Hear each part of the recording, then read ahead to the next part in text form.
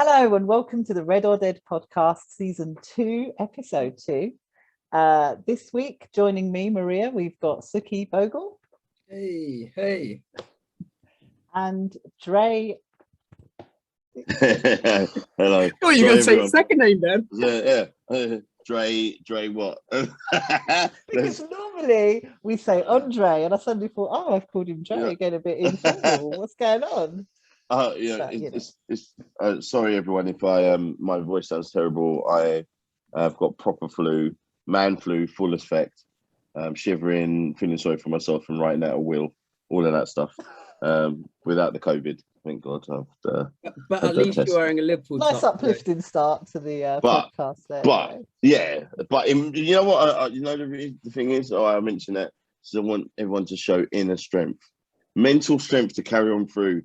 Even though you don't want to do it and you're like, oh my God, I'm shivering and I could do with a quilt around me. You carry on, you push through for your friends. A nice uplifting motivational message there, Dre. Thank you. Yeah, should be changed from a Liverpool podcast to a motivational speaking podcast. That's the next thing. So if That's we all just join hands now and Sukhy, moving on. How's your week been? How are you doing? Well, I'm going to try and be positive. I'm all right. I mean, can't complain at the moment. I've actually got nothing to report this week. I've not done a lot. I'm actually crazy busy this summer. No parties? Well, no, I actually had plans in London. I was meant to have a sports day, but Sorry, hang on a minute. Did you just say you were meant to have a sports day? Yeah, so... Sorry, how old are you? That's not Please explain. Recorded. Yeah, we just every August we a group of friends just have an old school type sports day. So like egg and spoon. Yeah, literally. So egg and spoon, sack race, wheelbarrow race, 3-legged race, game of rounders. Yeah, and we sort of do it every year and done it for the last few years. And this year's one was on Saturday, but I'm just been so busy lately, where I've got plans sort of every week. I just needed a weekend off, so I didn't actually end up going to London. But did they do it without you? Yeah, there's like 30 of them, so it carried on. Wow. Yeah, that sounds really cool. Maybe we could have one with the Red or Dead. We should do one. Maybe you can join on to this one next year. Can you imagine? Just to warn you, I get super competitive. Wow. I think the most competitive people will be, Sukhy, Cass. I don't think I'm that competitive.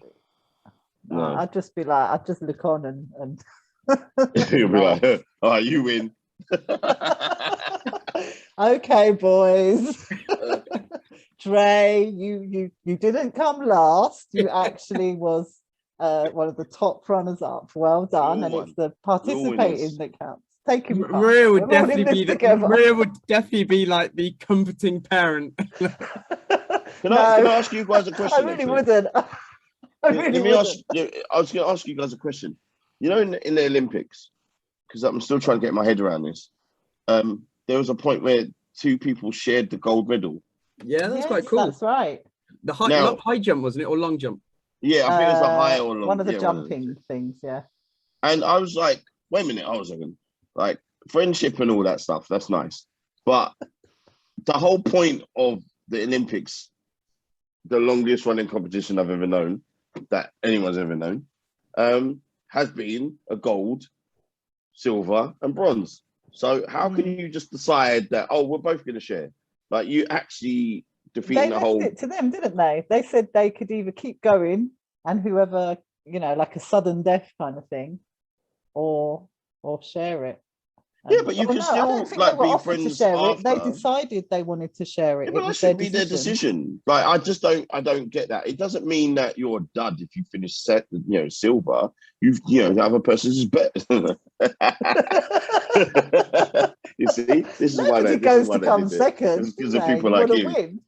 That's why. It's because of people like you. I would be a fair sportsman and say, you know what? All right, we both did well. Congratulations for both of us. Maria would be like, nah, you lost. So I don't know how they did it. At what point did they decide to offer it to That's what I them? don't understand. Like, why did it?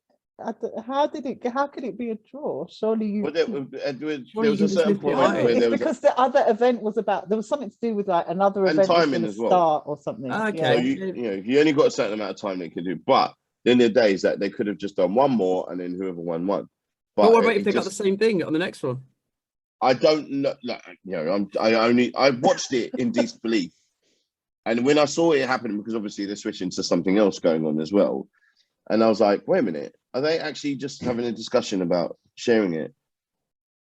Is that That's Day? Sukhy showing us his sports day, and it's like there's a lot of people there. It looks like a sixth form kind of thing. Like sixth formers have got together. It is real like secondary school vibes. I do respect that. Sukhy's life is completely different to mine, and I have no friends at all who do anything like that, and it makes me question my friendships with people, why they're not as fun. Do you know what? Do you know what? We have wow, one. you've just we said have that one. publicly. You do realise? Yeah, let it be known. Shots fired to all of Andre's friends out there. Lift up your game. Yeah, lift up your game. You've got to be like, I want my friends to be like Sukhy's friends who actually do. What Red or Dead Sports Day it is then? We're gonna have to do that. Get your eggs and spoons ready and sack race. Invite all the listeners. So wait a minute, you guys do a sack race as well? Yeah, literally egg and spoon, sack race, 3-legged. There's a backwards one, there's actually the funny one is to throw the egg, because obviously you have to get further away and obviously then the egg smash.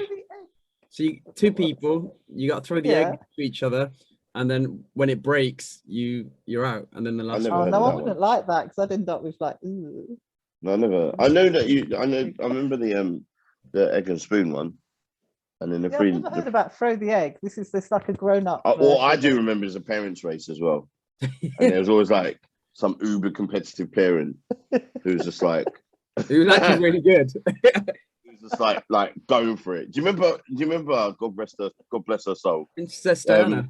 No, the Princess Diana. She wasn't having it, man. She was not having it. She was incredible. She was just like, did you see it? And she had like a she was like, move out of the way. She was like, no. And then you could see like when we Secret Surfers was looking at the rest of those guys, like, you know what? You chill out, let her win. Like, because you saw a few of them, like one of them was like really. If you look back at the footage, one of them was going for it, like really going for it, and then Princess Di started going into another level, and then suddenly that one like kind of slowed down because I reckon Secret Service was like, listen. If they got Secret Service or wherever they got, Royal Guards were like, chill. Yeah, it is. I must say, I've been. One of them, it was William and Kate went past us, going towards Buckingham Palace, and that's the first time I've ever seen the Royal police as such, and they do not mess around. So they stopped all the traffic, and as they're going past. They've got this Land Rover Discovery, and then it's got like "Do not follow," the signs going across like neon. Really? And then they've got a guard who's like kind of like watching. Yeah, they're not playing in any form of way. So it was going down the mall. I've never seen them. Yeah, they were going down the mall, and then they took a left. So it was definitely one of those. But yeah, it was. Yeah, well, there you know. Don't follow. We learn something new every day. Thank you, Dre. So moving on to the events of the week. Now, before we plough into all our the match and everything else that's been going on, I also wanted to mention the Andrew Devine, the 97th victim of Hillsborough, who sadly lost his life a few weeks ago. And it's been announced that his name will be added to the memorial at Anfield, and that the number on the back of the shirts would also be changed. So another sad bit of news, but hopefully memory will live on. This will never be allowed to happen again. So just wanted to mention that before we move on. So on to the news of the week and what's been going on. Let's start with the match. So we had all the fans back, full capacity, back at Anfield for the first time since, gosh, it feels like, well, it was years ago, wasn't it? It actually was years ago. It's not even a lie.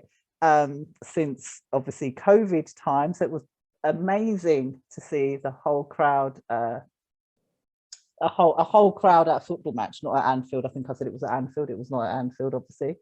So back at Norwich, and we had a win, which was fantastic. Actually, you know, we need to talk about our predictions and who got things right and who didn't get. Yeah, I don't think any of us got it right, but we'll move on. I got so close. Over that for now. So we got the result right.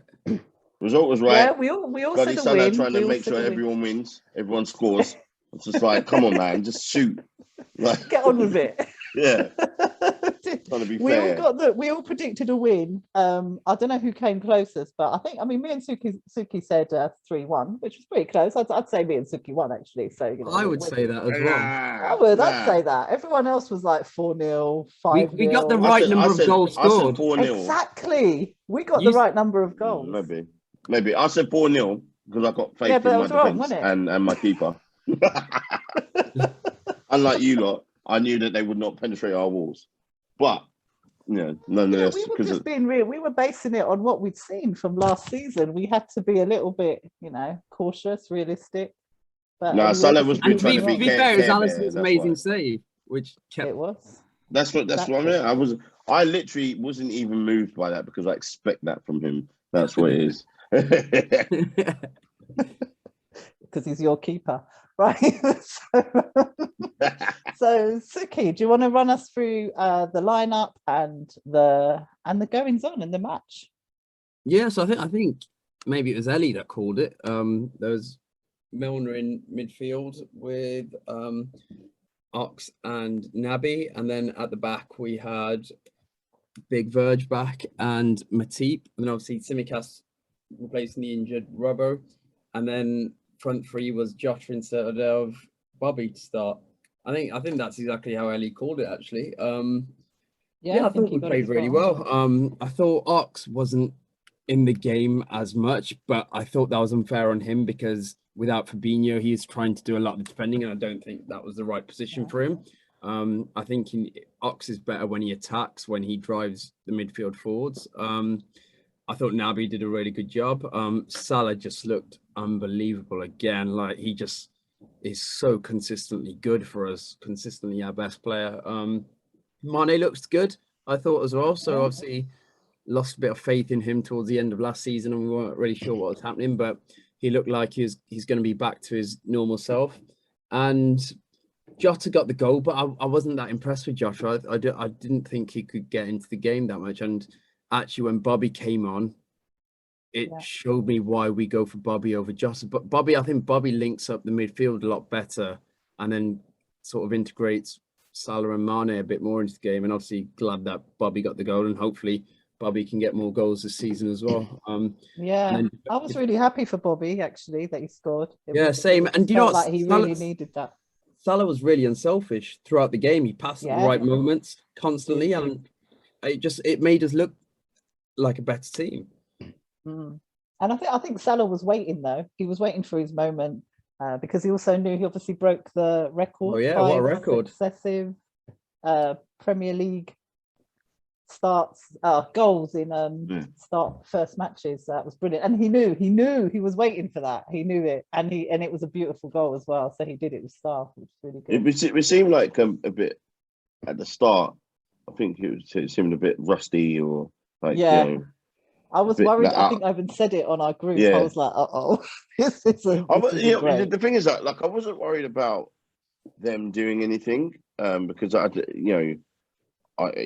now I'm completely confident because of our defense is back, and Tsimikas is doing really well. So like, he's not, he's performing Robertson-esque, like. So for me, I feel that there's a lot of pressure on the midfield.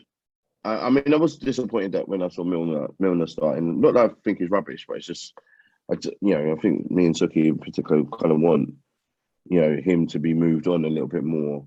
But I mean, he did a stellar job. But the problem is that, as we were discussing with about Ox, it takes away from Ox's game. Whereas like if he was on, if Fab was on when he came on, he literally just like changed the game, and we went up a different level. Yeah, you saw the level of what the difference is between the two, and then there's another level to come back when you've got Hendo and you've got Thiago to come back as well. But I feel that Ox has to cover a little bit more ground and feels that he has to defend a little bit more and go a bit deeper. Yeah. And I think that that's taken away from what he's there for. And I think that Naby is fine to be able to do the whole covering and link play and things like that. And I think that Ox is like there to join up with the attack, and that wasn't happening because he had to cover for Milner. Not that Milner's a poor player. He's not Fab. I do like Milner though. I do think we probably should be using him less just because of his age now, because going forwards he offers us less. But actually when he does play, he does a solid job defensively, and actually defensively we look more solid with him in the side when somebody like a Hendo is not playing, because we do lack that captaincy when Hendo doesn't play. And I think that's why he went for Milner, because Milner does give you that. I remember when Tsimikas made a mistake at one point in the second half, and Milner just sort of had a go at him, which I quite enjoyed. And I think he ran the most out of Gave him like a anybody. little slap, didn't he? Yeah, and I think Milner, in the amount of time he was on the pitch up until that point, he'd covered the most distance out of all 22 players on the pitch. So he does work hard for us. It's not that he's just, this is just a clear night and days difference between him and Fab. And when Fab comes on, he just covers so much ground. Almost like Gandalf, thou shalt not pass, as we put in our little group. And he allows everyone else to be able to just go forward and attack, because you've got someone there who's just loves to defend. I mean, he's very capable of scoring. He loves supporting the defenders, and as well like the fact that we've got. For me, I wasn't hyped about Virgil coming back as much as I was Matip coming back. I really like Matip. I think Matip is so underrated. And it's just because of his injury, record. It's like that lets him down. But do remember that when we won the Champions League, like it was them two, who won it. So I think if he wasn't as injury prone as he was, I think he'd be up there in the conversation as one of the best defenders in the Premier League. I think I saw something on Instagram over the weekend which said something like, out the last 37 games Matip has started, we've only lost one of them. And that was even with last season. Yeah. And and the thing is, and coincidentally, remember when we was going on our run at the start of the year, and I think that's when we was beating Palace and things like that, and then it was looking like we could easily win the league back. But it's when he got injured, and that was like the final straw, of a domino effect, and then that was the end of our title run as such straight away. Yeah. Against Tottenham, I think we lost 6 in a row after that at Anfield. Yeah, it is like, and this is where it comes back to as well. Like I looked at the bench and I was thinking, okay, well, there's also players to come back, as I said, Hendo and Thiago to come back as well. But like the bench is not weak in any form of way. It is defensively. No. No, we do need, and it was apparent to me. I mean, Jota just tired out towards the end, and then they play him in the middle. And as I said before, if you've got no link man there, then he's just pretty much on his own. And I think obviously as a link man, Bobby came on and does Bobby things. But then do remember he came on with Fab. So if Bobby had to play with Milner, it'd have been a different game. You see my point? So Fabinho makes such a massive difference. And then obviously when Hendo's back, if Fab's out, then you have Hendo who can do the similar type of thing. So it makes a massive difference. So that's why I do want us to get an attacker. Sukhy and I always disagree about like Jared Bowen, but I think we need someone like that. I really am impressed with people like him, but Sukhy doesn't like him at all. No, I have no interest in Bowen.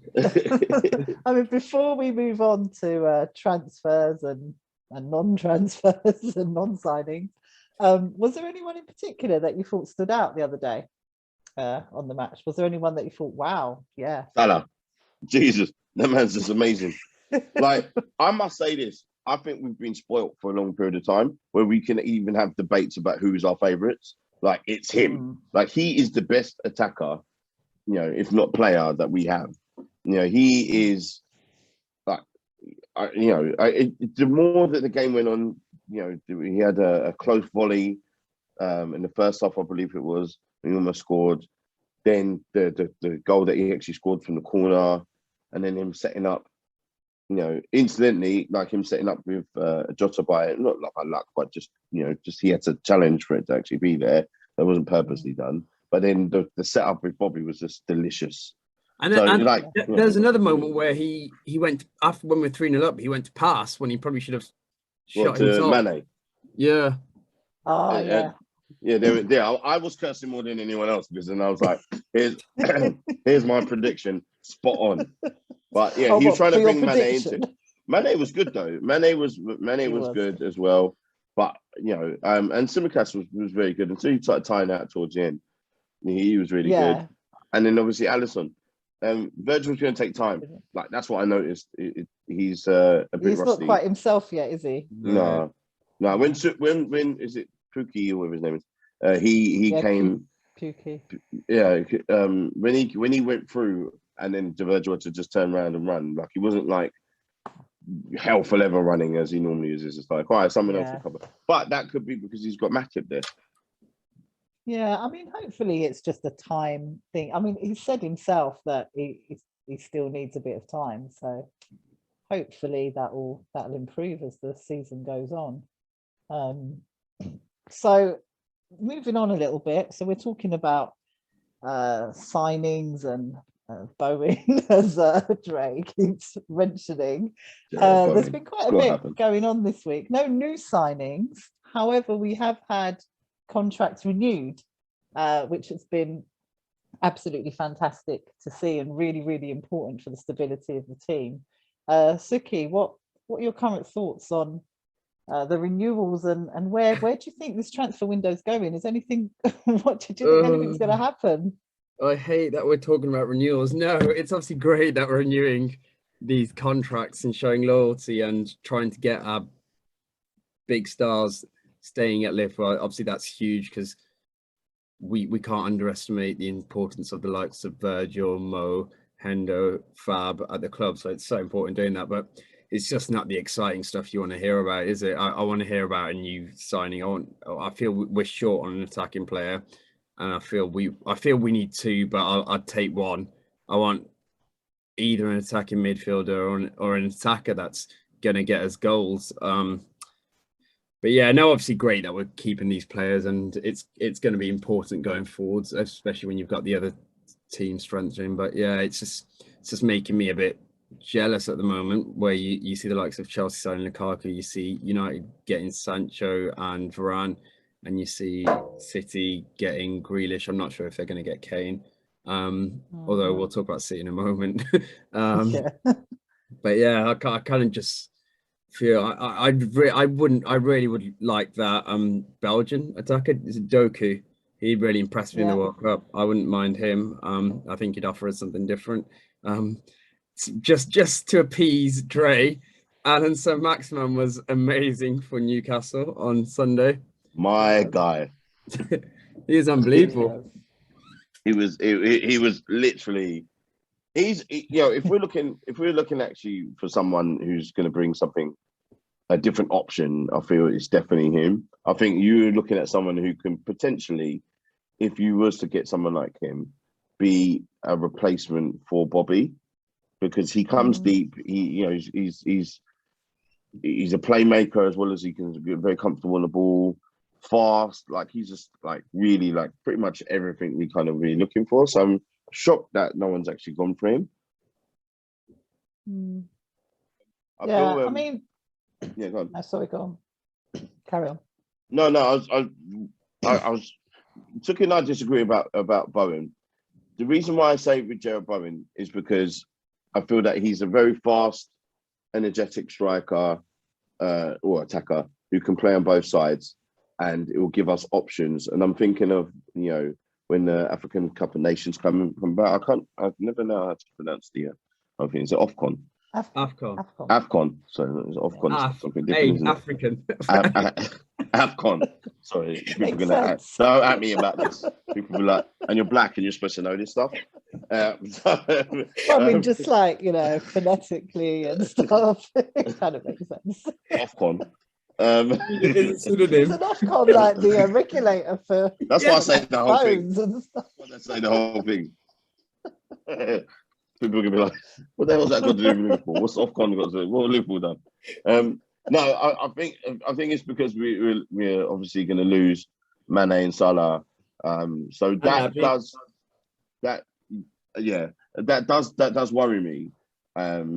So I'm hoping I've got faith in them, like, that they've got a plan, that, because it just wouldn't make sense to be able to leave us exposed like that. So therefore, I'm hoping, obviously, with the renewals, where I'm really, really happy about, you know, players actually wanting to stay with us, which, like, you know, in my lifetime, I haven't seen so many players just happy to renew and stay. Where it's always been like Liverpool has been the stepping stone to go to Barcelona, Real Madrid, or whatever. But I think obviously now, due to the climate, where clubs can't come up, and Real Madrid and Barcelona broke, so the PSG and Man City have got Chelsea got the money. So therefore, it's just like, if you look around as a player, like, you know, you're in a squad that's actually very competitive, and actually can challenge, and, you know, will be there or thereabouts when it comes to, you know, the league this and Champions League this season. So yeah, it's all good, but yeah, we definitely need, at the very least, an attacker, you know, before this transfer window has ended. Right, you keep throwing Coutinho out there to me. Talk to us about I would absolutely love for Coutinho to come back. I don't know. I heard today he's got. Well, I don't know if this is true. I think there's some deal. They're trying to do some deal with him going. I can't remember. I don't even know. He's going with someone else. Was it a Romano? Fabrizio, here we go, man. Said no, that's not happening. Oh, it's not. Oh, okay. Oh, well, you never know. Yeah. Fabrizio, here we go, man. Said no. I'd take Coutinho back, but I don't think Klopp would. Sorry, we've got a bit of a gap. We've got a bit of a lag here. Sorry. Sorry, go on. We all stopped talking at the same time. Sukhy would take him back, but he doesn't think Klopp would. No, I think Klopp will remember what he said. Well, the thing is that, like, if you just look at it realistically, you know, he hasn't really done that. You know, obviously Klopp did warn him to say, look, you know, you're just another bit part player there. If you win the league with Liverpool, you'll be a legend. And, you know, within the 2 seasons that happened from him leaving. So I think Coutinho, for me, it will be a person who's, you know, could come in and actually, you know, support the front three, and he can play across the front three as well. So I think that you're not getting just a person who's going to, you know, another clog in the machine of the midfield. I feel you're getting an attacker there with something to prove, because his reputation has gone down and down and down. You know, when he left us, he was like one of the best midfielders in the world. And then obviously he's gone there and he's just been hounded out, because obviously they've been spoilt with talent in Barcelona. So yeah, it would be nice if he's going to come. It's highly unlikely because of the wages and everything like that. But, you know, it would be nice if he could, because we saw what he could do when he was at Barcelona, Bayern Munich. You know, he hasn't lost anything. But again, I do think that the model that we're going to go for is going to be a young person who we're going to buy, who's under 25. And so that's why it will be like Doku or Jared Bowen, or it will be there's someone else we're looking at as well. You know, it will be. I think it will be one of those guys. I don't think it's going to be anyone else really than that. All these rumours today about Haaland next summer coming, which is interesting, because at the moment he's not going anywhere, is he? Apparently, City are now. Noel Gallagher came out and said he hopes that he don't get true then. Yeah. Oh no, come on, what did he say? I thought you were going to say he's come out to say that he knows. I was like, wow. He's saying he hopes City don't get Kane and just wait for Haaland next year. They get Haaland. Yeah. It just makes no sense. Look, you know, from a City point of view, and obviously I know we'll go back to us again, but from a City point of view, it doesn't make any sense to be able to spend. If we're umming and ahhing about Coutinho coming back, and then we're getting back most likely for free or for a long-term loan or something like that, and he's had injury problems. Kane is the same. So I don't rate him the way that everyone else does. I think that the press have got this angle because they really want Kane to be this thing. You know, person who's won the English captain who's won the Champions League, all that stuff that like Shearer had done, the championing him. But I don't see it. I'd rather City get Kane over Haaland. I'd be more scared of Haaland. I feel like Haaland is kind of like the future. If he comes in, he's the future. He's going to take over from our, aging guys. He's the next one. I think you have to reshape the whole of our attack if he's coming in.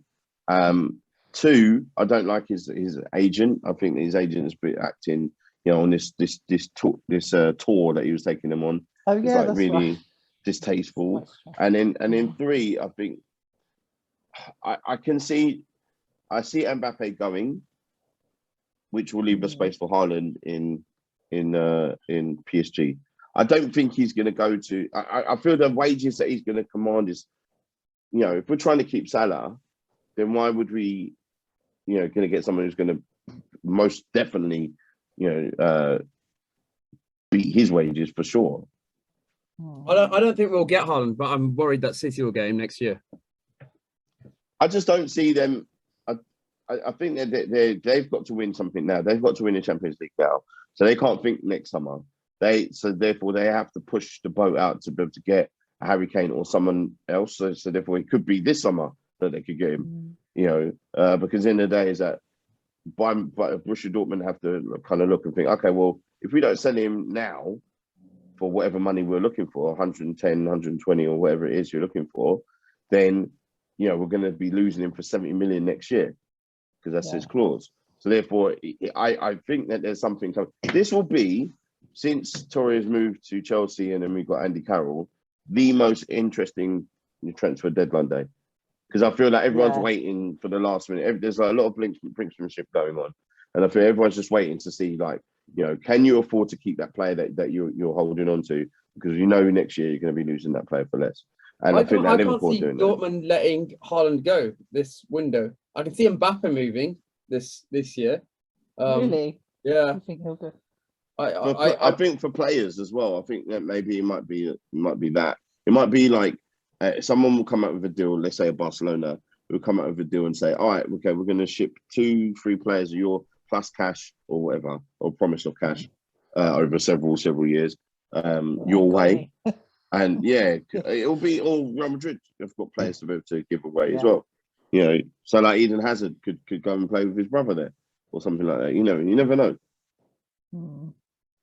It's interesting. I mean, I think the I'll be interested to see what happens as the transfer deadline kind of is looming. But I do think that with the renewals at the moment, it does kind of go with what Klopp was saying at the end of last season, because he did say he saw that there just needed to be some minor adjustments to the team, to the squad, and that they kind of had everything they need. So I think what they're doing is just strengthening the squad, making sure we've got who is needed to get on and do the job, and then hopefully it will be additions here and there that will plug those little gaps. And obviously the one that we need, as you were saying, is someone up front, and hopefully that's what's coming. Obviously my prediction last week, what was it, my little rumor did not come true of the big announcement. Who's you saying we're going to get again? I didn't know I didn't have a name, but I just said that there was apparently going to be, but I wasn't even sure of the date. I thought it was going to be on Monday, some big announcement that Liverpool are planning, but obviously a big announcement didn't. Probably City Council was talking about some fun day that they were going to have. Yeah, PSG booked the Eiffel Tower, Liverpool booked the Town Hall. Isn't I saw everyone. A lot of people were making like signings and stuff like Lukaku signing, and they were like, "Listen, we're not going to announce it now. They've probably done like 2 days I think before." Liverpool like to wait, don't they? And they just do it at a bit of a random time when there's nothing, when all the other stuff is gone. So see, the thing is that everyone has to be like, look, take your fan head out, off for a second, and actually kind of think, you don't want your club to end up like Barcelona, and that's the thing that kind of fears and makes me worried, gives me massive fears that if you're in a position of where you're overspending and you're spending on wages like we are, I think. I mean, Sukhy would tell me. I think if not the top, we pay one of the top wages in Europe, like across the board. No, I think we Say do. that again. We do what? Yeah, I think we do. I think we pay some of the top wages. No, because remember, you got to look at. No, I think we do have Yeah, one of the highest wage bills. Because I think you're looking at, like, let's say for example, PSG, the big earners are going to be 3 players, maybe 4, but like everyone else is on like smaller wages, so it kind of levels things out. Because a lot of the players feel lucky just to be in a bloody team. But I think with ours, like, we're definitely one of the highest, wage players. we're 4th in the Premier League, so we're behind United, Chelsea, and City. Oh, I read something like what Dre's like saying as well, but maybe I'm not sure what the exact stat was, but it is something about Liverpool. But even if we're 4th, then that's still high wage bill. It's not like everyone's paying for nothing. No, it is, but there's a considerable difference between us and say United. We're 140 million estimated salary. United are 207. And look, I don't want to be like United. I don't want to be like City. I don't want to be like Chelsea. But I think there's players we obviously need to get rid of. There's the likes of Origi, who probably still need to go. Oh, God, hopefully he'll be off soon. It seems. We need to get rid of Shaqiri as well, just for Shaqiri's sake. I think he's too good of a player not to be playing. I thought that that was supposed to be something agreed, so I think that's going through. Yeah, I think we haven't agreed. Been agreed in principle, maybe.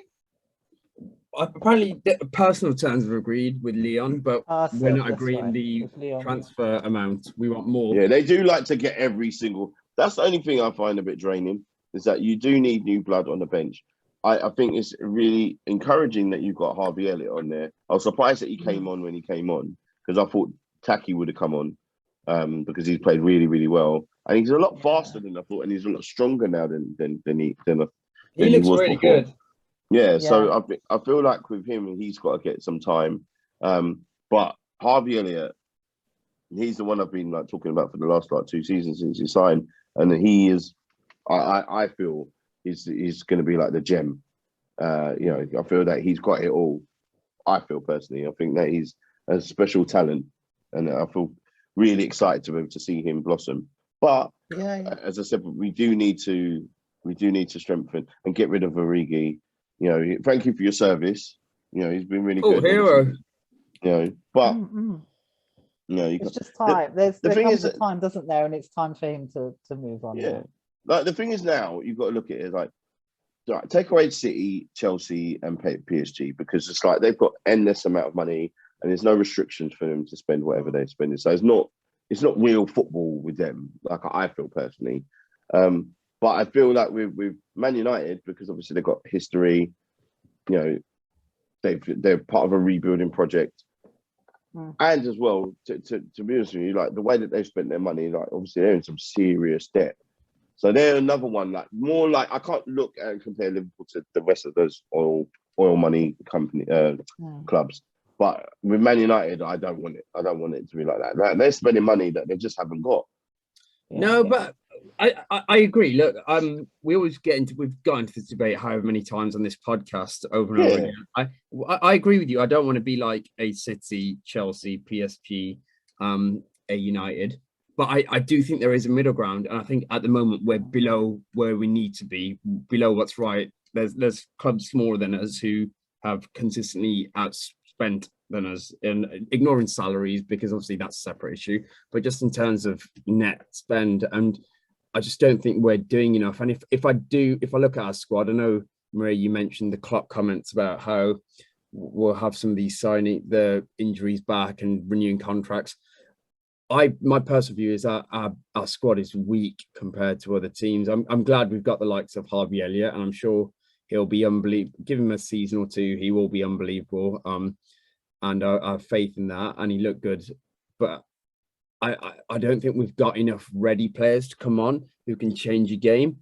And I'm looking at the likes of specifically I don't think Nico's good enough. I do think we need to get rid of Nico. I have nothing against Nico. I think he'll do really well for another Premier League side, but I just don't think he's quite Liverpool level. And we've given him quite a lot of opportunity now.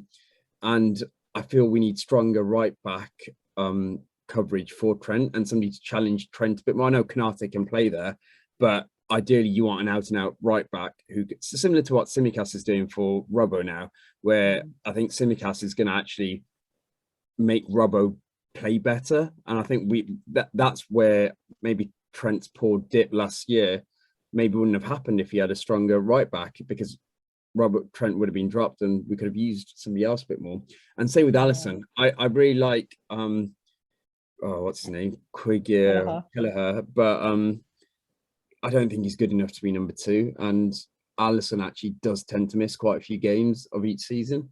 So I think we need a better second goalkeeper. I think midfield, actually, we've got quite a lot of depth now.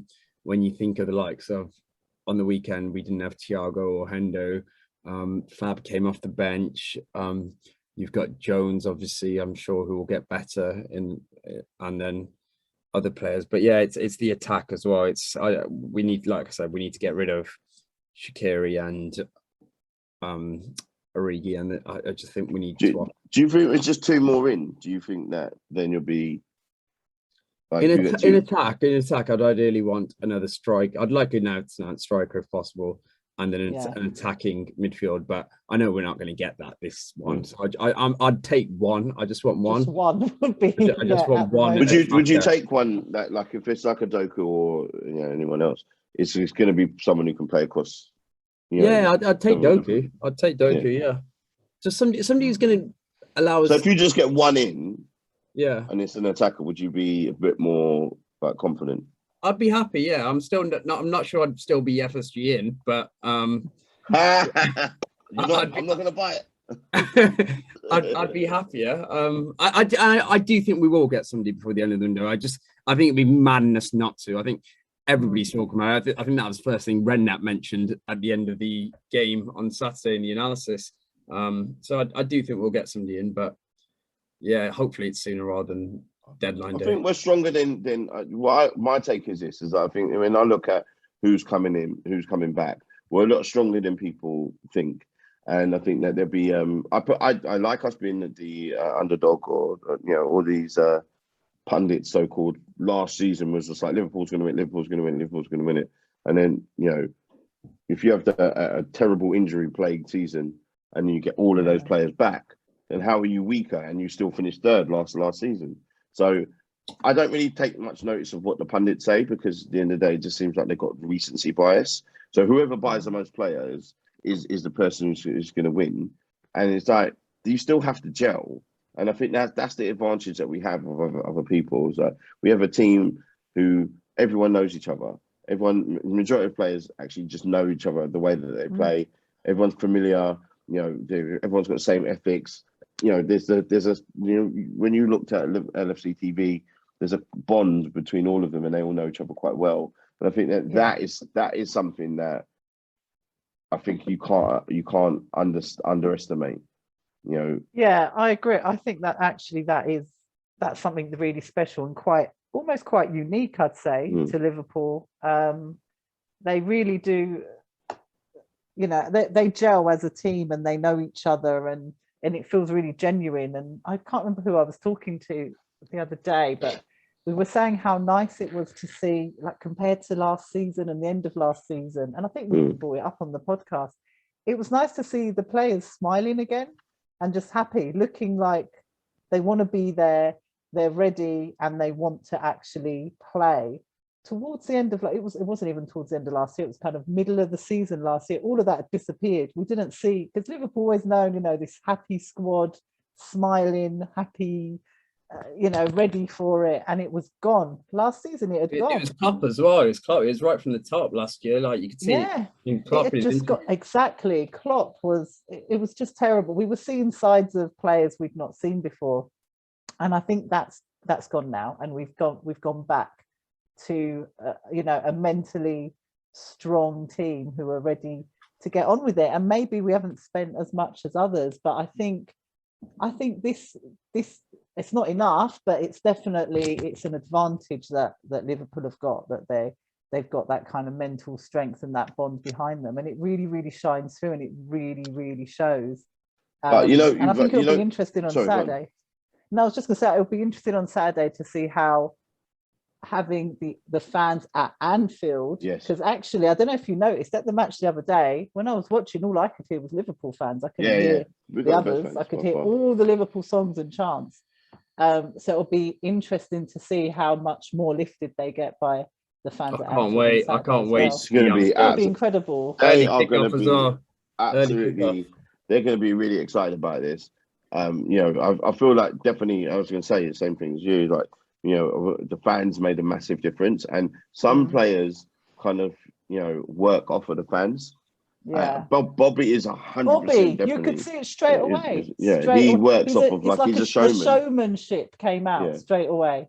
Yeah, Salah is a person who obviously you're gonna get the same effort with him, fans or no fans. But I feel like there's not that. Yeah, there's a happiness in the camp that I haven't seen in a little while, and that's my point. There's certain X factors I think that these so-called experts haven't actually spoken about, and familiarity and chemistry with your team is important. Like Chelsea, obviously after having a season, obviously you've got chemistry. Man United, okay, cool. Like you bought some players, but let's see if Sancho kind of fits in as well as you think now. You beat a team that like doesn't know how to defend, so therefore that beating that you gave Leeds is nothing really that impresses me. I want to see what you do against other teams. So I think also that you can have other teams beating other teams as well. Look what happened with City and Tottenham. Let's talk about the opening weekend then, and what the other teams were doing and how they fared, and what we think performance-wise, how they all got on. The last thing I want to say actually on some of the other stuff was actually with Salah's game. Actually, I think VVD makes such a big difference. Like every time Salah scores, VVD and Salah have a private like little their own special handshake. They do. I don't know if you've noticed on Instagram this week. Was it on it? It might have actually been on LFC. No, it was on Instagram. They were posting. They post the pictures from training and whatever. Yeah. The cuddles. We've seen the amount of cuddling that goes on in that team, but it's like Virgil, this giant man, cuddling all the little players when they're scoring. It's brilliant. It's quite heartwarming. Him and Bobby. But that's what it shows. They do that thing and they go. With Salah as well. Yeah. With Salah, these big hugs and stuff, and you can see that they're genuinely happy for each other, and I think that's where. So like a team, obviously at the moment, like PSG, these big superstar egos, and we're already hearing of, Mbappe being worried and this, that, and the other. You're not going to have that kind. I mean, I know some of them are friends, but that kind of bond and wanting each other to do well, although they want the team to do well, I think it's not quite the same dynamic. So that's why I think Liverpool have got something quite special, and that's what. Oh my God, PSG got a team though. Well, of course they have. They have. I'm not saying they haven't got a team. I saw that first game, Maria. Those egos, though, will be in play in a team like that. And that's where they've got to be careful, because they're treading, there's going to be these kind of competing between them and all of that. I was going to say, just before we go on to the other, actually, it's kind of related to the City thing as well. Here's why I think that we're going to be, and I said this in the chat, here's why I think that we've got to be, people are going to change their minds and put us up as one of the favourites. It's our style of play, and then the new refereeing. So the new refereeing is letting things go.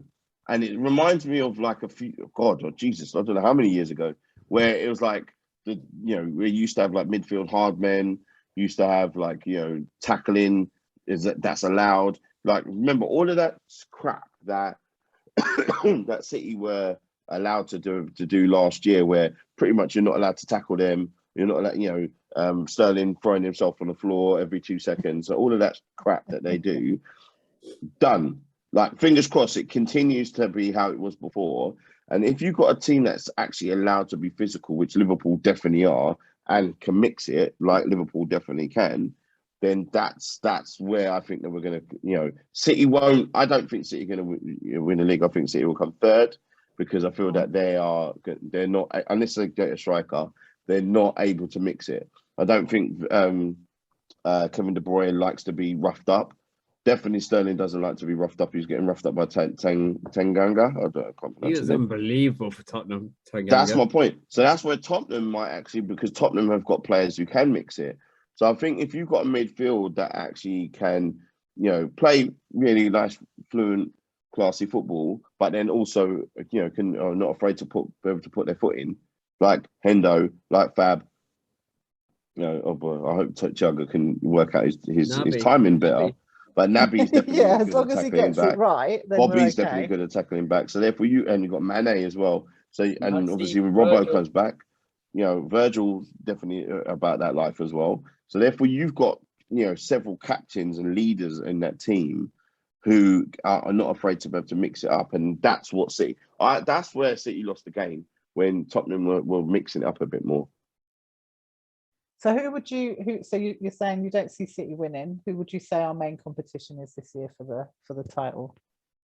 Because I think we can do it, honestly. And I know you might think I'm crazy, but I truly believe that Liverpool could do it somehow. They could scrape it.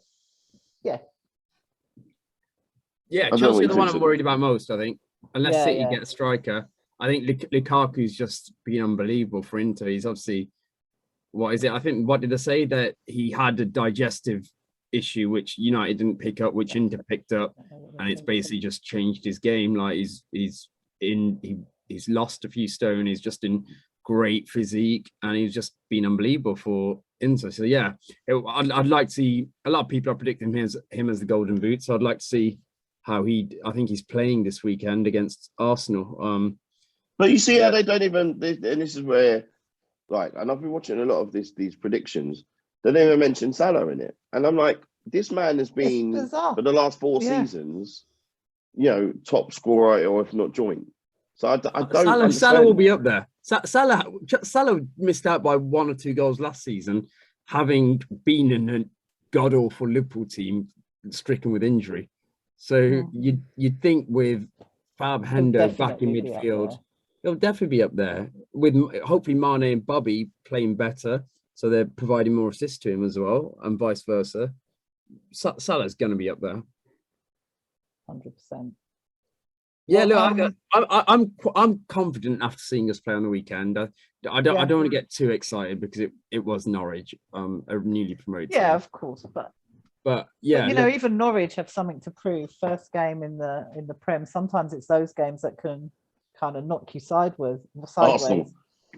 Well, exactly. And that's my point. Should we talk a little bit about yes, Arsenal? we should. I'm sure you've got quite a bit to say on the matter. This is what I'm talking about. Them people, and they don't learn, and they keep coming out with these unrealistic targets. They say, "Oh, we should just get this player. We should just get that player." It's just like why? Let's say Aouar. I could be wrong, but why in heaven's name would he go from a team that plays in the Champions League to a team that's not even in Europe? They seem to forget that the players actually have a choice themselves, and they think, I'd rather just stay exactly where I am. Did Arsenal sign someone today? They've signed Odegaard, but it's the same crap. I'm not going to go too hard on Arsenal at the moment, because I just feel that they've got going hard on Arsenal. Well, I think it's like kicking a bloody horse that's down already. The problem with them, and I'll just be honest, right? They were and have been a holiday club for a long period of time. So they've been everyone's retirement fund for a long time. So if you look at signing Willian, you're shocked that he's going to be crap after a while. You sign Aubameyang plays out of his skin for this contract. As soon as he signs, the ink ain't even dry, and he just don't even score no more. Lacazette, well past his prime, no one will touch him. So it's I think that there's a problem culturally within that team, and they need someone new to be able to come in who just doesn't give a shit about the fans, what they say, the players. It's like a old school George Graham type of manager who's actually strict and doesn't care. I think he needs to be like a Klopp who literally comes in and says, "Look, this this is how I'm doing things. You either get on board with my way of doing things, or you get out. And he picks players based on their personality. You know, you don't just like buy anyone. Like, you see how City would. Sorry, guys, excuse me, my throat was cough was coming. City could just buy players. So City just buy players and just like, oh, this right back doesn't work out. Okay, we'll buy another one. This goalkeeper doesn't work out. We'll buy another one. This left back doesn't work out. We'll buy another one. This midfielder doesn't work out. And they've just got a stack of league players on the bench who are happy to be on those wages. We can't afford to do that, and I think and Arsenal can't afford to do that anymore. So I feel that Tottenham have to change their way of doing things. And I'm really, really excited about Tottenham in particular, because I really do think that Nuno could actually do a good job there. Yeah. I mean, they were great on their opener this weekend. Sukhy's gone. But yeah, so let's talk about the other teams then. Should we start with Tottenham? Yeah, Tottenham were great. Tottenham, I'm happy for Tottenham as well. I'm any time anybody beats City is always going to make me happy. So, but yes, Son, I'd take Son at Liverpool all day. He's so good. Do you think he can fill the void?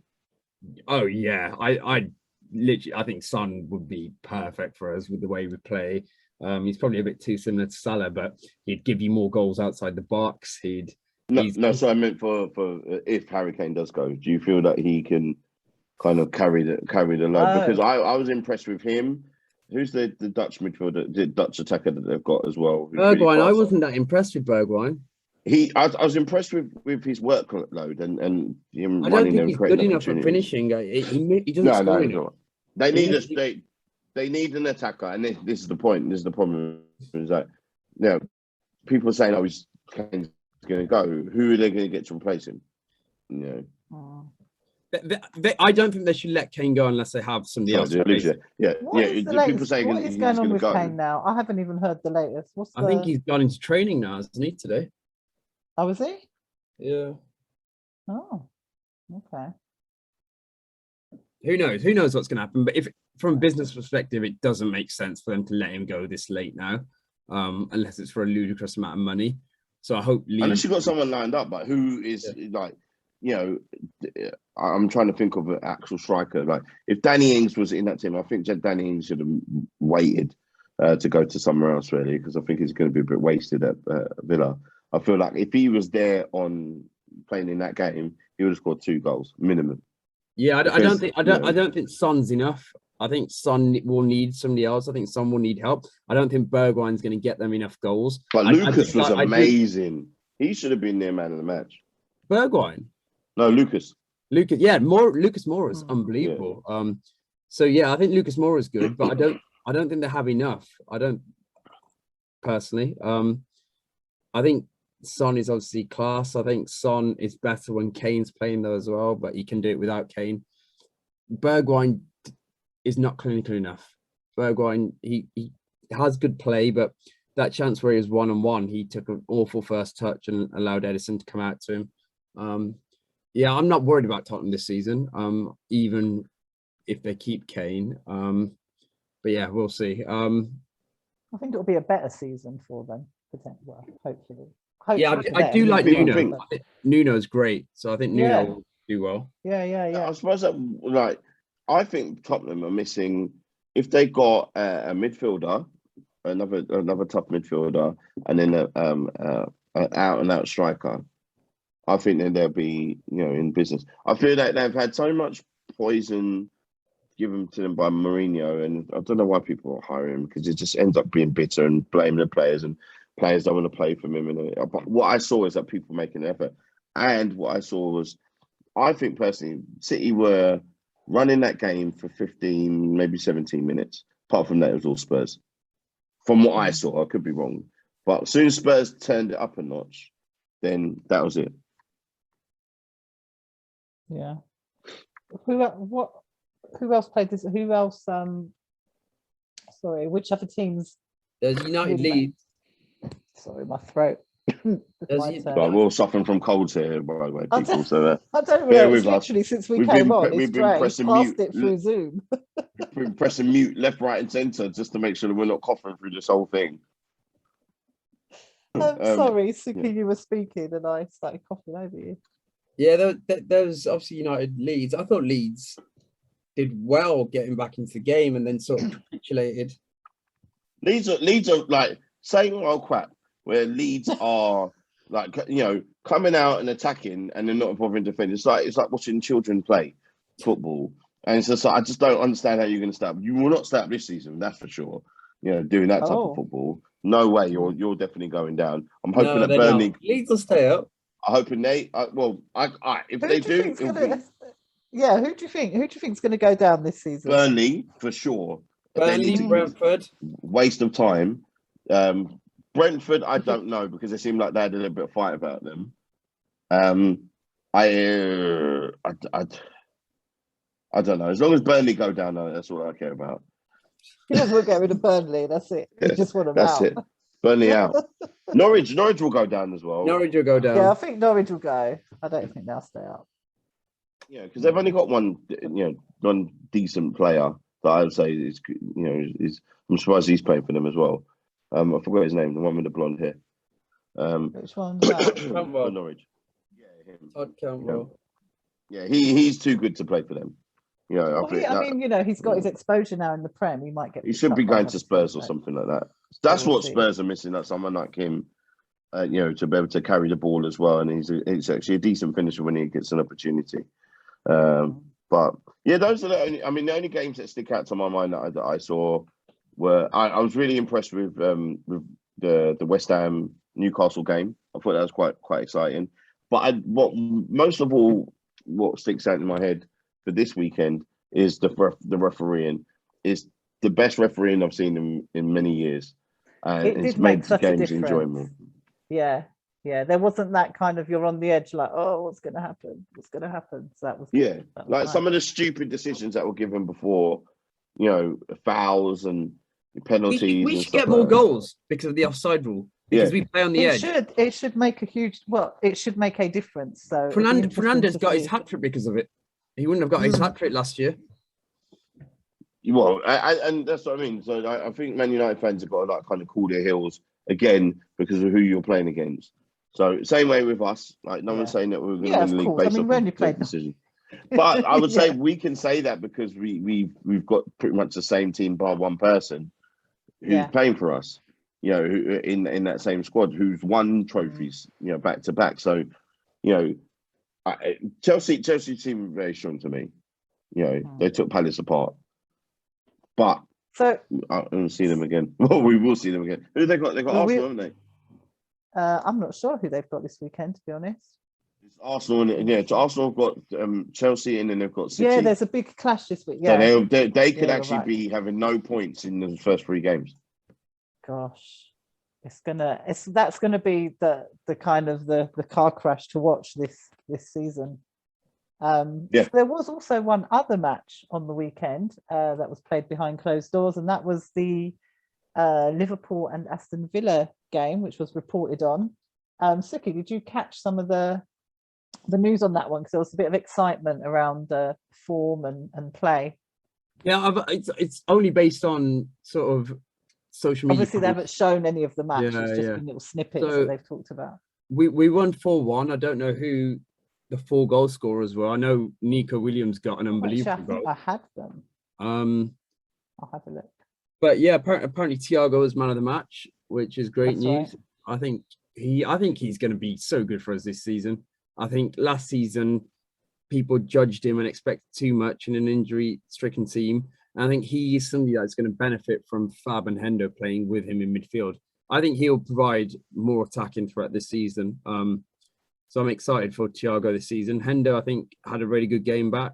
And I think the other players that played were the likes of Origi, Jones, Cade Gordon. Yeah, so hopefully we can get Hendo and Thiago back in the starting lineup pretty soon.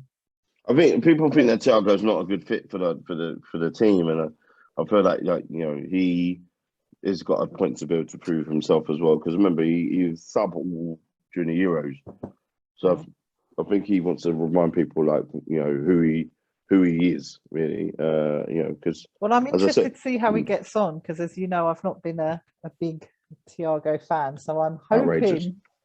That's not outrageous. I want to see something. I ain't just going on what he's done before. I want to see what he can do now. So it's true. So I'm hoping that Thiago proves me wrong, actually, and shows me that, not with like me personally, shows me personally what he's going to come to the camera. He'll come to the camera soon. That's for you. That's for you. Don't worry, he's listening. But probably using some different words. Yeah, he'll come over and slide over to the camera. That's for sure. And when he scores a worldie, that'll be Maria you from Red or Dead. Yeah, that's it. He'll slide over just to the. No, I think he's got to prove a lot of things to people, but I think he had a very strong end to the last season. You know, but Hendo coming back is amazing, and I like the fact that we can actually get them back slowly. We don't have to rush people back. Yeah, because we've got people, you know, just about got people in place now, so it's not that, you know, even thinking back to last season when we were trying to do our lineups and we're like, there's literally no one to pick. So at least we're not in that situation. Whoever's walking past. Yeah, we'll have him. And Tom and John, who does the lawn. We'll have him, we'll do. That's how we've got Ben Davis doing the tours. Well, that's nothing. So Ben Davis is gone. Yeah. On loan did you notice? He's gone off to a championship side. I can't remember who though. Sheffield United. Who's he gone to? Sheffield United. Oh, Sheffield. Really? I didn't even realize. That's one move that I just do not understand. I don't understand why he bought him. It made no sense. It made no sense. So it's like one of those like buy. Let's buy him. He's available. But there's other people that they could have panicked and bought, and we would have finished in a better position. I read there was a really good. There was a little bit of an interview with him before he left, and he was saying how just how amazing it was to come into Liverpool and basically train with them, and how much he's learned. So it's been like, we've got a fan. Yeah, it was almost like basically he's a paid fan. He played who once. came in and once one in a of, like, you know, I would like that if I've got zero chance of playing. Time. He had an amazing great time. He got to go on tour. He got to see the play like that. What he got was a money can't buy a tour of. Can you imagine that? Can you imagine, like, if you're a multi-millionaire and you said, look, you know, Liverpool, I'll give you this money, but I just need to just like kind of sign me as a player. Let me hang out with you for 6 months. Hang out for 6. Let me just hang out. Use this amazing facility. Like, can you imagine that? Like, that's why I salute him, because he got paid, and he didn't have to pay. He got paid for it. He got a wage. More than what he's getting at Preston. How much his wages? Yeah. Well, probably like 30, 40 grand a week. I don't think he cared whether he played or not. He was I'll do for free. Time of his life. What he got paid for, I would do for free. And literally remotely, he was nowhere near going to play, and he still got in with the players. He got to play table tennis with Verge and Matip, and like, come on, man, he got to hang out. It was like one of those premium experiences. Right, that's gold level. That's a gold level. Like, you've got to know someone. Platinum level. Like, that's above and beyond. I'll do that shit for free. I would pay. I would pay for what he did. That's great. Well, salute to you, Ben Davis. Maybe our signing is sitting right here. Send off Trey. We're done. Exactly. If you really want to see FSG out, let that happen. I'm telling you. Hilarious. You know what? I'm secretly praying for them to be able to design someone decent, just so I can quieten down Sukhy and Cass, because like, if we don't sign anyone and they're like, well, we're gonna go with what we got. We're all good. Yeah, and I'm kind of fearing that they're gonna be. You know what it is, right? I feel that, you know, like, this is why I think Daniel Levy loves transfers. I think he loves the whole, oh, you want to sign one of them? Right, here we go, gamesmanship. Here we go. And it's his personal thing. And I feel that it's the same thing with Michael Edwards now. He's like always looking, because he's got a track record of finding gems. It's like he wants to wait. Searching. Yeah, unless it's something that is not like someone's playing in the Shetland Islands or something like that. No, and he's going to find that person and say, you're the one. I feel that we've got to that stage now. He's not going to just buy someone obvious. He's looking for his diamond in the rough, isn't he? Yeah, PSG and their diamonds. He's who's his take away Verge? Verge was already like decent. Who is his best signing to you guys? Salah. It's obviously Salah. Yeah. It's a bit of an obvious one. I left myself wide open with that, didn't I? Do you want to say take away Alisson, Verge, and Salah? No, I wouldn't. Yeah, I want to take away the obvious people. Yes, and thank you for the help, Sukhy. I think Gini. Oh, gee, of course, I forgot. Oh, speaking of Gini, I see Sukhy shaking his head, but how do you think he's doing at PSG? He's having the time of his life as well. I mean, yeah, he's the best decision he made, turning down Barcelona and PSG. He's living his best life. He's having the great time. But honestly, if he must have played like the lottery or something else, or got one of those Chinese or whatever things, the cats that do that up and down, because that man the lucky cat he's got the lucky cat that goes up and the hand that goes up and down. He must have loads of them in his house, because for him to be able to turn down Barca, which I thought would a very attractive proposition from a lifestyle point of view, to live there and play for that historic club, as well as the Dutch manager, and Messi comes to you, like, and you live in Paris too. Come on now. That's why I didn't understand why he's so angry when he left. Like, he wanted to do some tell-all. Like, mate, you're playing with Messi. Let's talk a bit about that, actually, because we didn't cover this. We didn't. So when he left, yeah, you were right. He was quite angry, and he said that the fans. This were his actual words. Were the fans deserve to know the reasons why I left. So we're thinking, wow, this is going to be some big expose. FSG have done something terrible, and he was nasty. And then he blamed the fans. No, played Sukhy. But he fully left it on suspense as well. So he warned us. Yeah, everyone was like, when's Gini going to speak? When's he going to say? When's he going to let it out? I think the fans deserve to know. And you know and what? Then he went to PSG and he's posing, and then he goes, "Oh yeah, the fans, the Liverpool fans said I wasn't doing very well." Sukhy and Ellie, in particular, ungrateful. Those two. You know what was worse? That's what was No. But do you know what was worse about what Gini said? Because I was annoyed with Gini, and I'm a big Gini fan. He blamed the fans, and then he said, "But he does know that he wasn't performing." So it was like. So what? So they were critiquing you and saying you need to do better, and you knew you needed to do better, but you didn't like it. And then a few days before he came out with this, he was the only man playing. It was like literally. He was like, "You are ungrateful." Actually made it sound like the other players were crap, because he was saying that I stayed fit and I worked hard to stay fit. All right, I'm sure Virgil appreciates that, and all the others. Thanks, mate. Virgil should have scored. He should have took Pickford out. That's what he should have done. I stayed fit. Listen, I think all the anger went away as soon as he realised that Messi's joining in. I heard him talk about one bad thing, not even one. Like, I'm sorry. Like, come on now. I watched that game, the first game with that team, and then they were like just all over this. Who was they playing? Was they playing Bordeaux? Yeah. No one cares who PSG plays. I can't remember who they're playing. Cares. We just watched PSG. Yeah, it's like when you watch the Harlem Globetrotters.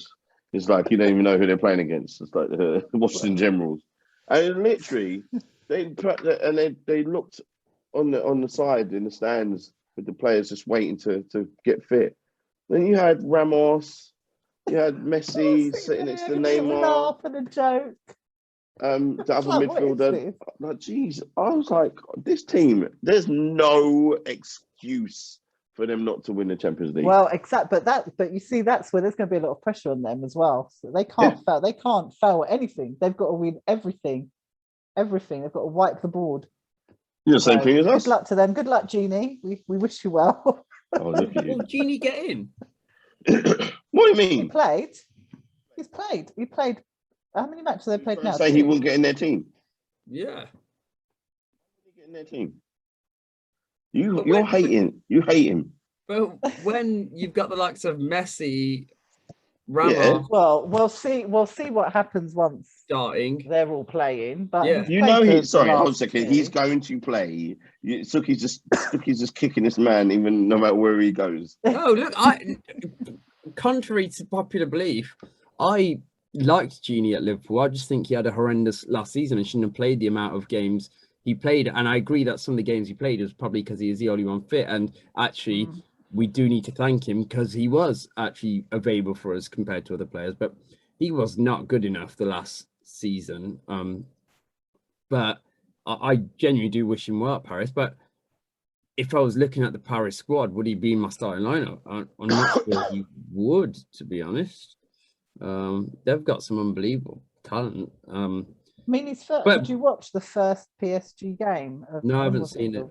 Yeah. I mean, to be honest, I mean, he didn't stand out as doing anything spectacular. He was very much Gini. Gini gets on with it, doesn't he? To be fair, Gini, I've always said Gini's been great for Netherlands. That was my issue, that he plays so well for Netherlands and didn't for Liverpool. And he did even when he was playing poorly for Liverpool. I don't know if that was. I think that's what was annoying, and I think we even talked about it on here. It was quite frustrating to see him playing really well. Literally, got goals. The same week as exactly. You know what's interesting to see when players sign for another club, and then the little rhythm that they're used to getting the ball in certain places, and the ball doesn't come back to them. So he gave the ball to Mbappe, thinking that he's going to get the ball back.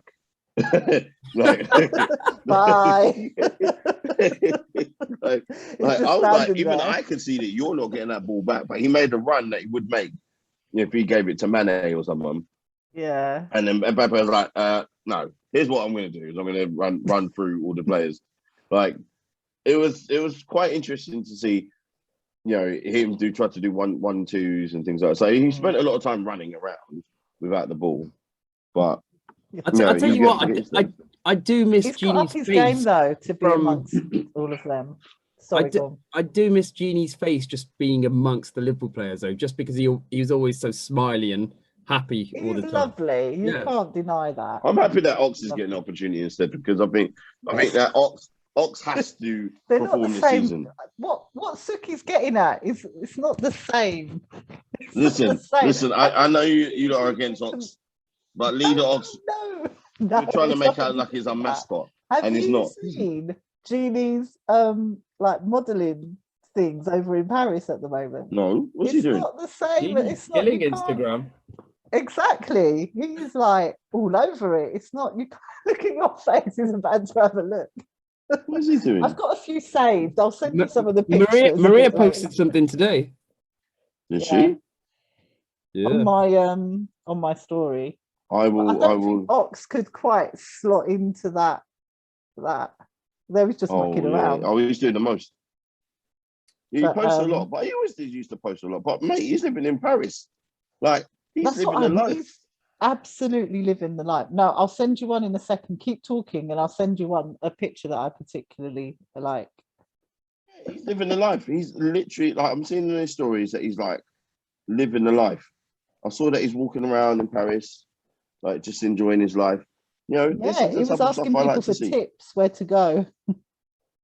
Oh man, come on! Like, you know what I like about Gini is that you're actually experiencing what it's like to be able to play in Paris through him. Yeah. He doesn't take it for granted. He's at that age of that, like, wow, this is his last move, and he's just in awe of it, and that's quite nice, I think. Yeah, he's so excited because remember and this is what I always say when we're talking about that player.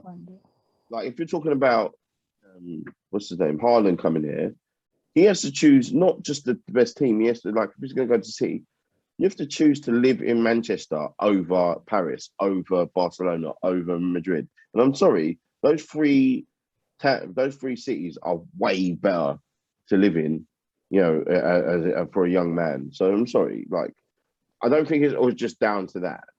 I think that where you're going to live makes a massive difference. Except for if you're going to live in Liverpool, like there's not much difference between Liverpool and Paris. That's the same. Yeah, I mean, these pictures particularly caught my eye that I've just. I see what's going on here. I see what's going on here. Oh my God! Stuff like that before I went to Paris. I don't remember seeing pictures like that. Well, he ain't going to do that in the Mersey, is he? Those are some awful swim shorts. Gini crossed the Mersey. Isn't it? You've got to spend the majority of the time with a coat on. Like, bloody cold up there. So, even though I do love Liverpool, living in Paris. It's a lovely place. Come on, mate. Come on. Even the hardest Liverpool Scouser fan knows that, Paris or Barcelona or Madrid compared to Liverpool as a city. Come on now. So I think he's quite happy to get out of there, But I love Liverpool and I would live there if I could. Good save, Ray. Really? Good save. Yeah, exactly. Before people stone me when I go up there. Do that. Yeah, mate. Yes, over Croydon by far. By far.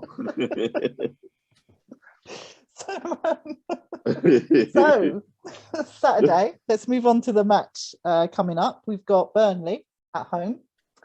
Let's go to Sukhy with your let's go for lineups actually first. I think he'll stick with Virgin Matip. Okay. Obviously Tsimikas and Trent as well. I think he's going to start Bobby this time with Salah and Mane. And I think midfield he will go for Fabinho.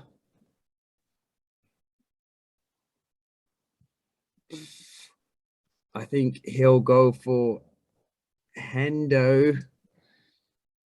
And I think I like the way you're doing this. I think he'll probably go for Keita over Thiago, I reckon. Oh, okay. To start. Okay. I think it'll be same defense as before.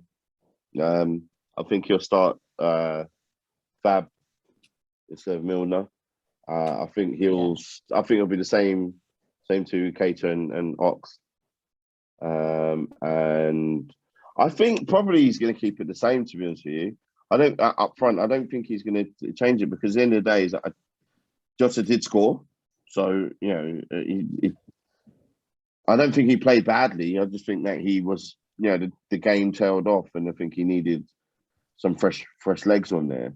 So I think that Jota will start again. So I think it will be the same, except for Thiago will play, and then you'll get a better Ox this game. Yeah, I think I agree with Trey actually. I can't see it switching up too much, not against Burnley anyway. No, because Hendo and Thiago have only just come back, so Fabinho will definitely start instead of Milner. I would say I don't think he's going to rinse out. I feel that luckily we've got a good run of games that are easier for us, that ones that we should actually win. So I feel that save others. You can save players, not to be disrespectful to them, but I think the next game was it Chelsea? After this, the third one, it is. Yeah, so I think that then by that point you'd have rested and got the other players back, so you can actually start a harder midfield, and we'll be able to see where we're at. Okay, and then predictions. I'm going to go 3-0.